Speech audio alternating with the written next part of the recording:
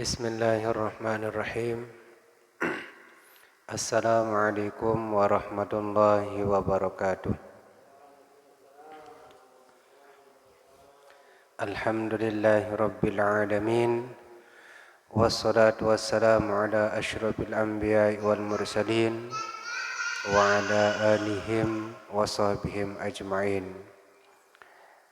Subhanaka la ilma lana illa ma 'allamtana innaka antal alimul hakim. Rabbi syrah li sadri amri wahlul 'uqdatam min lisani yafqahu qawli, amma ba'du.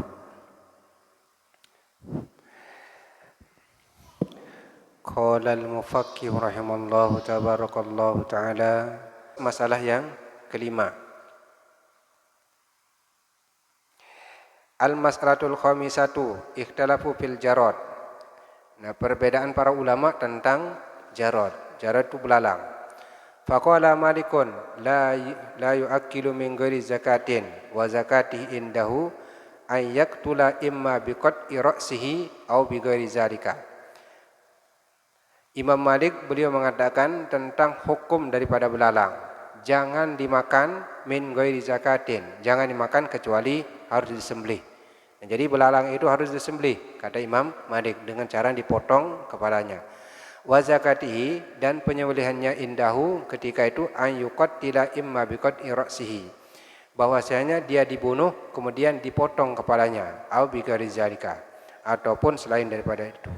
Nah, jadi kalau kita mau goreng goreng belalang, kalau tidak dipotong kepalanya maka hukumnya bangkai. Itu menurut pendapat daripada Imam Malik. Wa qala ammatul fuqaha yajuzu aklu maitatuhu, maka diperbolehkan memakan bangkainya. Wa bihi qala al-mutarrib. Nah, begitu juga pendapat daripada Imam Syafi'i, boleh memakan bangkai belalang. Ditambahkan juga adalah ikan. Nah, jadi yang ikan dengan belalang. Nah, jadi ada 3 bangkai yang suci di dunia ini. Yang pertama bangkai manusia, yang kedua bangkai belalang, dan yang ketiga adalah bangkai ikan. Nah, jadi yang selain itu semuanya tidak suci gitu. Nah, jadi najis semua. Nah, dagingnya juga ikut najis. Tapi kalau daging manusia suci, tapi haram dimakan. Nah, tapi kalau ikan dengan belalang, dia suci dan dagingnya juga halal dimakan. Nah, cuma sekarang kan bangkai itu haram ya. Sekarang ini bangkai manusia haram, disentuh pun haram. Nah, makanya kan disebabkan karena corona ini kan, nggak boleh disentuh sekarang. Makanya jadi hilang sekarang. Status daripada manusia itu hukumnya suci, hilang sekarang, nggak boleh disentuh disebabkan corona ini. Nah, bahwasanya kalau kita kembali kepada hukum asal daripada Allah Subhanahu wa taala, bahwasanya ada 3 bangkai yang suci di dunia ini. Yang pertama manusia, yang kedua belalang dengan ikan. Nah, sekarang bangkai manusia udah enggak suci lagi, enggak boleh disentuh disebabkan corona. Kalau disentuh penyakit. Nah, kita ditakut-takuti.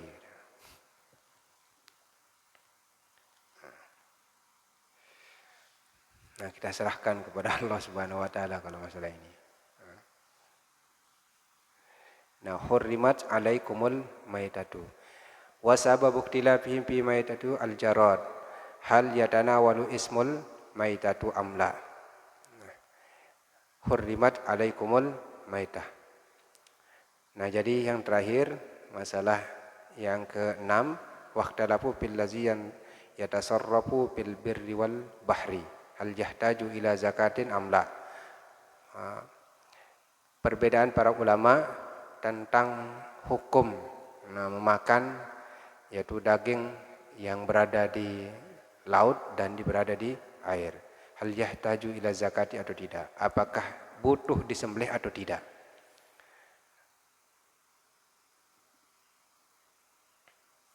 Nah, contohnya. Nah, jadi hukumnya seperti kata gitu. Bagaimana hukum kata? Apakah boleh dimakan atau tidak? Mana hukum kata?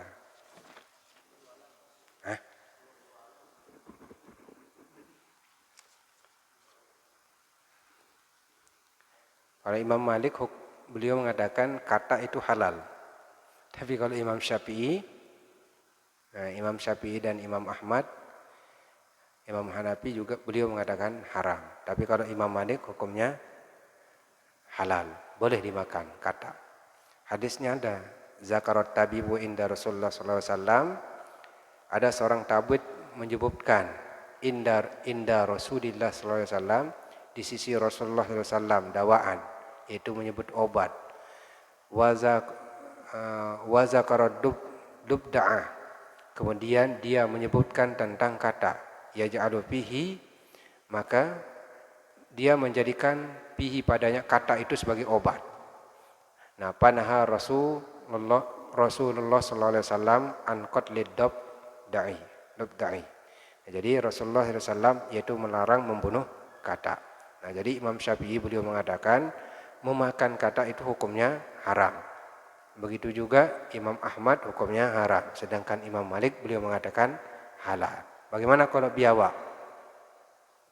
Kalau biawak sama hukumnya dengan kata. Nah, kalau dob beda. Kalau dob itu hukumnya halal. Artinya hidup di gurun pasir. Nah, dob. Nah, jadi sama, dia jenis biawak juga. Nah, tapi dia hidupnya di gurun pasir. Kayak orang-orang Arab. Makanya kan ada kadal gurun kan ya. Nah, itu hukumnya halal. Nah, tapi kalau biawak yang hidup di Indonesia hukumnya haram. Begitu juga buaya gitu, hukumnya haram. Jadi dilarang.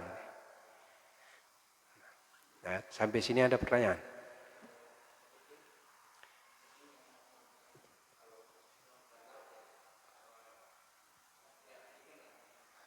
Nah, jadi kepiting bagaimana hukumnya?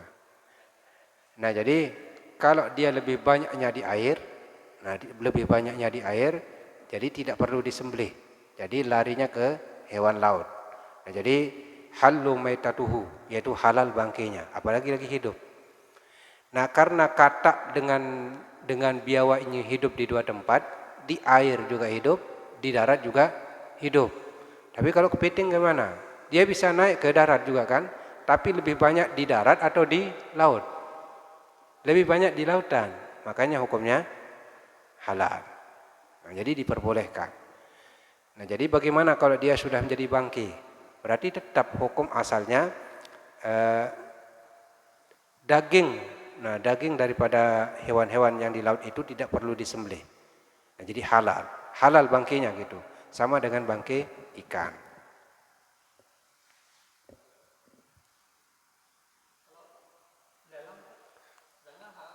Halal.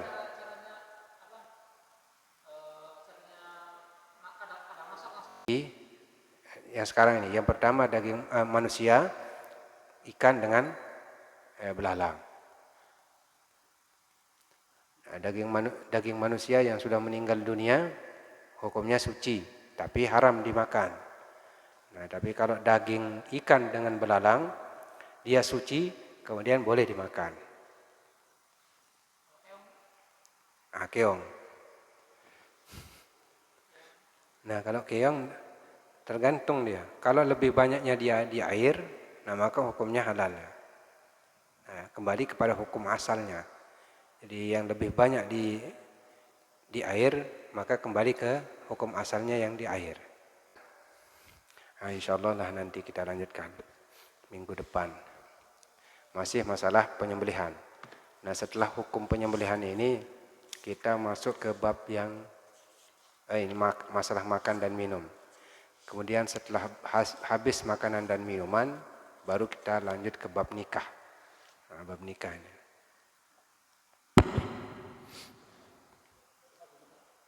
Nah, siapa tahu ada yang mau nambahkan bab nikah. Nah, jangan sampai lah nanti kita bahaslah dari detailnya, dasarnya. Jangan sampai kita selalu bilang sunnah Rasul malam Jumat. Nah, apakah ada hadis atau dalil dari Rasulullah SAW menyuruh untuk mengadakan sunnah Rasul? Nanti kita bahas di bab nikah. InsyaAllah lah minggu depan kita lanjutkan. Mari kita sama-sama tutup dengan sama-sama membaca kafaratul majlis. Subhanakallahumma wa bihamdika asyhadu an la ilaha